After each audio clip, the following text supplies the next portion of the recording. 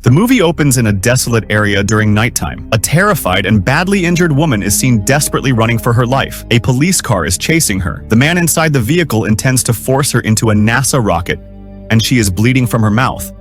Her tongue had been cut. While fleeing, the woman collapses on the ground. The man steps out of the car, approaches her, and surprisingly offers her some water. Then he places a gun and a bullet next to her, before walking back to his car. It becomes clear he is giving her a twisted chance to end her pain. The woman, trembling with fear and pain, tries to load the gun and aim, but her hands are shaking too much. She fails to pull the trigger accurately. Seeing this, the man starts his car and coldly runs her over, ending her life. The scene shifts to introduce the main character, Bobby, a young woman driving alone through a deserted region near the Mexico border. She is on her way to meet her boyfriend, Ed. A few days ago, they had an argument, and Bobby had left to stay with her sister. But now, missing him deeply, she's decided to return. After a while, Bobby stops at a gas station. While fueling up, she is approached by a local sheriff. He offers her a beer and tries to engage in conversation. Bobby, not interested in chatting with a stranger, politely refuses. The sheriff leaves shortly after. Once her tank is full, Bobby drives off again. While on the road, she receives a call from her sister, who warns her not to go back to Ed. The call agitates Bobby, and in frustration, she speeds up her car. Soon, she zooms past a police car. The officer signals her to pull over. As she slows down, Bobby realizes it's the same sheriff from the gas station. She tries to compose herself and talks to him. The sheriff sternly informs her that she was speeding and now faces a $1,000 fine. Bobby is stunned and tells him she doesn't have that kind of money. The sheriff then accuses her of throwing something from her car, which he claims broke the light on his vehicle. Bobby insists she didn't throw anything. The sheriff offers a deal. If she pays $300 to cover the damage to the light, he'll let her off for the rest of the fine. With no other option, Bobby reluctantly agrees. Since she doesn't have cash, he insists she return to the gas station so she can withdraw the money from the ATM. He also takes her phone, saying it was distracting her while she drove. The sheriff also takes Bobby's phone, claiming it was the reason for her overspeeding. When they arrive back at the gas station, Bobby learns from the store owner that the ATM has been out of order for a week. Shocked, she tells the owner that the sheriff is acting strangely and unnecessarily harassing her. The store owner agrees, saying another girl had come by the previous week with a similar complaint. This raises Bobby's suspicion. She now realizes the sheriff may have sinister intentions. She decides to leave immediately without paying or collecting her phone. She quickly gets into her car and drives away, but the sheriff isn't going to give up so easily. Bobby's boyfriend keeps calling her phone, which is still with the sheriff. The sheriff answers and casually tells him, "She'll call you back later." Hearing an unfamiliar male voice, Bobby's boyfriend becomes suspicious, thinking she might be with another man. Inside the sheriff's car, we notice multiple cell phones, revealing a disturbing truth. The sheriff is a dangerous serial killer who has harmed several women. The woman shown at the start of the movie was one of his victims. Now, Bobby is next in line. Bobby tries to escape, but the sheriff shoots out her taillight using a sniper rifle and then captures her. He asks why she fled the gas station when he had told her to wait there. Bobby explains she was in a hurry to reach her boyfriend. If she didn't show up, he'd suspect something. The sheriff insists she still has to pay a fine since her taillight is broken. He then forces her to stand by the car and begins a physical search, crossing the line under the pretense of protocol. Bobby is clearly uncomfortable and angry, but helpless in the moment. The sheriff then says they need to stop at a diner ahead so she can pay the fine. He keeps her driver's license to prevent her from running, knowing she can't cross the border without it. As Bobby starts driving, she sees the sheriff outside his car, pointing a gun directly at her. Before she can react, he shoots at her tire, nearly causing an accident. Bobby is terrified. She now knows this sheriff is not just dangerous.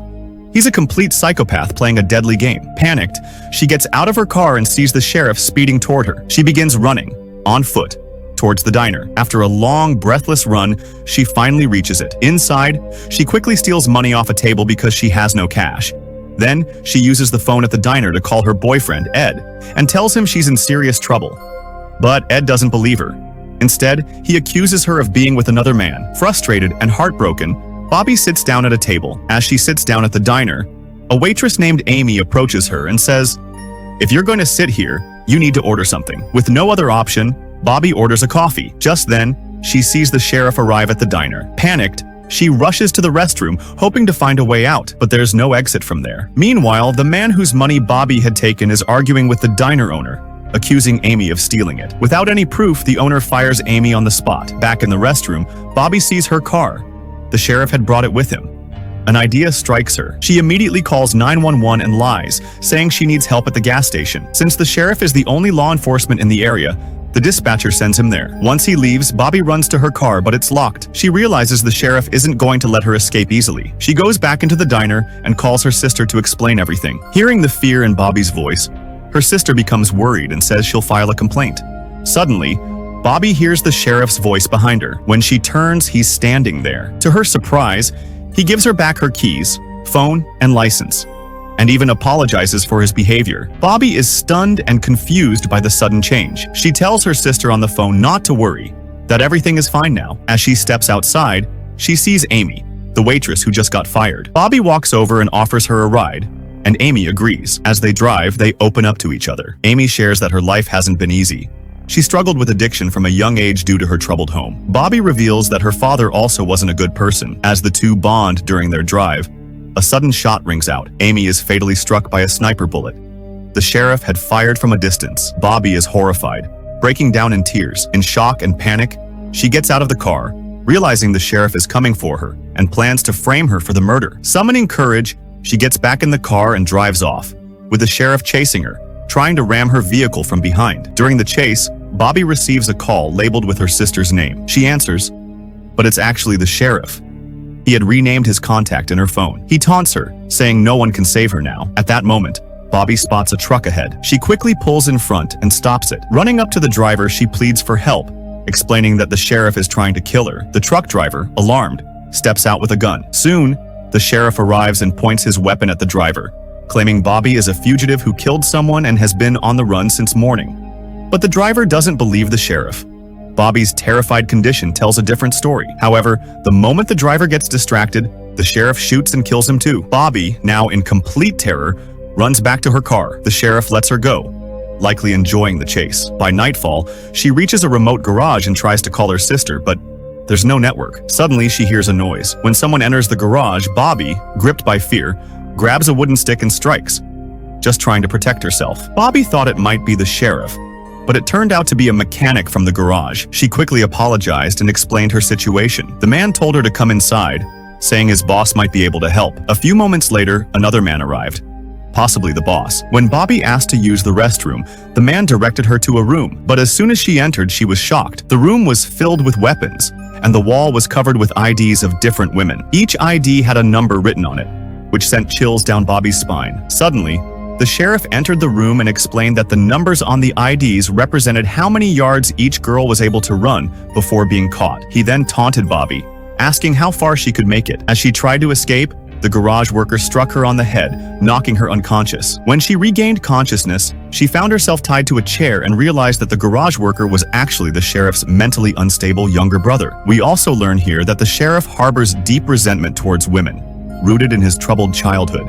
His mother, as per his recollection, was abusive and cruel. This twisted past shaped who he had become. The sheriff then showed Bobby a knife and told her it was crafted from his mother's jawbone. In a horrifying moment, he used that knife to silence Bobby because she had shouted at him in rage. Due to the pain and trauma, Bobby passed out.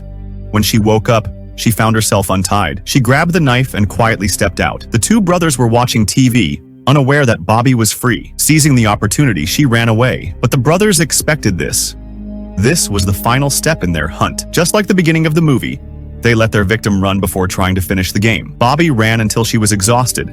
The sheriff eventually caught up and, as part of his twisted game, handed her a gun and a single bullet, giving her a so-called chance to protect herself. Instead of turning the weapon on him, Bobby pretended to shoot herself. The sheriff was stunned. As he rushed toward her, yelling that this wasn't how the game was meant to be played, Bobby stabbed him in the body with the knife. She then jumped into his car and ran him over. Later, Bobby returned to his house and carefully preserved her injured tongue in ice. When the sheriff's brother came in, she took him down too, ending the nightmare once and for all.